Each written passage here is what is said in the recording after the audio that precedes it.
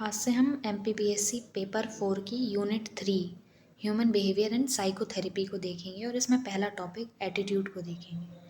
इसमें सबसे पहले हम कुछ बेसिक चीज़ों को समझ लेते हैं और इसमें सबसे पहले देखते हैं कि बिलीव्स यानी विश्वास क्या होता है। ये कोई भी एक ऐसा आइडिया होता है जिसे एक इंसान अब सही मानता है, उसे वास्तविकता से लेना देना कोई नहीं होता है।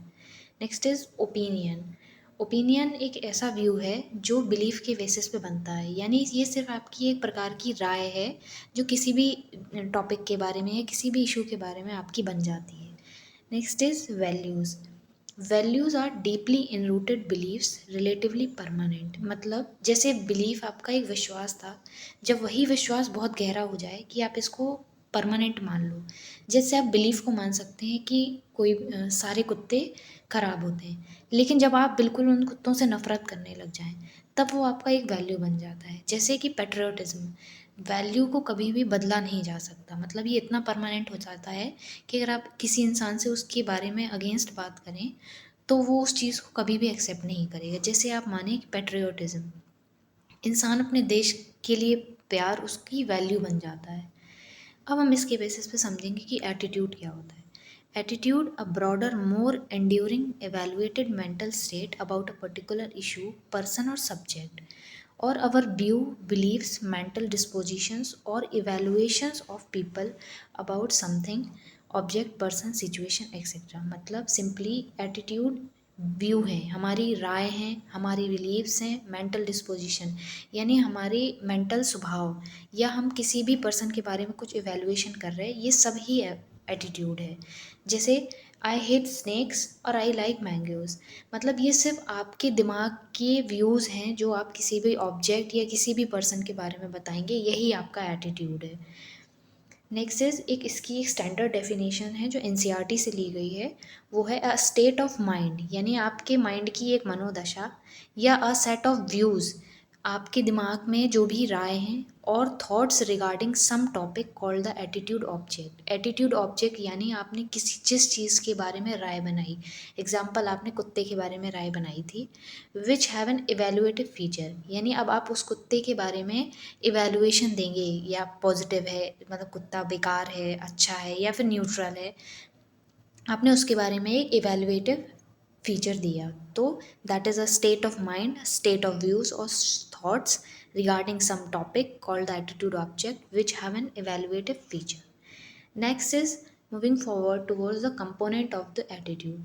एटीट्यूड के 3 कंपोनेंट होते हैं, कॉग्निटिव, अफेक्टिव एंड बिहेवियरल। सबसे पहले देखते हैं cognitive.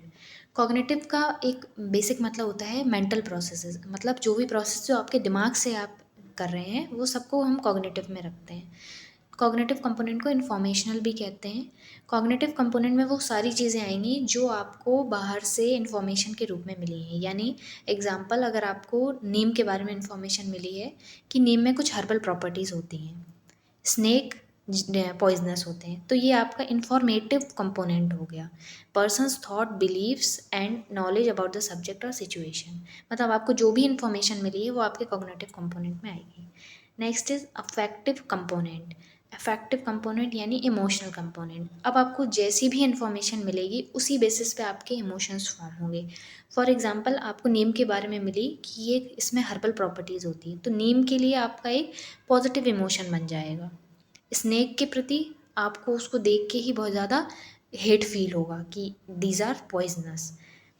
In affective involves how the object, person, issue और इवेंट मेक अस फील और इमोशनल रिस्पॉन्स, मतलब आप उसके प्रति क्या इमोशनल रिस्पॉन्स देंगे। स्नेक से आपको हेट फील होगा, नीम आपको अच्छी लगेगी, तो ये आप इफेक्टिव कंपोनेंट है। नेक्स्ट इज बिहेवियरल और कोनेटिव।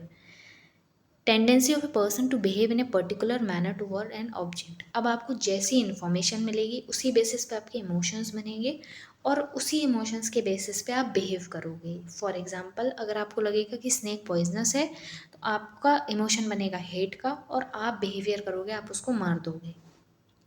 ठीक है, अब हम इसके बेसिस पे केस स्टडी करते हैं। ये आपके यूनिट 5 में आएगी केस स्टडी, और किसी भी टॉपिक से रिलेटेड केस स्टडी आएगी तो हम हर टॉपिक से रिलेटेड एक केस स्टडी को देखेंगे। इसको पढ़ते हैं। Rakhi has been greatly influenced by Swachh Bharat Abhiyan initiative undertaken by government to promote cleanliness. She often reads about various cleanliness drive and awareness campaign that had been organized in this regard. She keeps a track of the various community program that has been organized through social media. Rakhi becomes angry when she sees people throwing garbage on streets. She has even launched a weekly cleanliness drive in her locality with the help of an NGO. Keeping up of case identify CAB components of राखी। तो आपने पढ़ा था cognitive यानी information मिली, तो यहाँ पे देखो राखी को क्या इन्फॉर्मेशन मिली। राखी को इन्फॉर्मेशन मिली कि उसने जो भी अवेयरनेस कैंपेन्स या क्लीनलीनेस ड्राइव से उसको इन्फॉर्मेशन मिली थी, ये उसका कॉग्निटिव कंपोनेंट हो गया। अफेक्टिव क्या आएगा, राखी ने जब भी देखा कि लोग कचरा रोड पे फेंकते हैं तो उसको बहुत गुस्सा आएगा, तो एंग्री हो गया उसका अफेक्टिव कंपोनेंट। और बिहेवियरल क्या हो गया कि उसने खुद ही वीकलीनेस ड्राइव स्टार्ट कर दी अपनी लोकेलिटी में, तो ये उसका बिहेवियरल कंपोनेंट होगा। So thank you for today.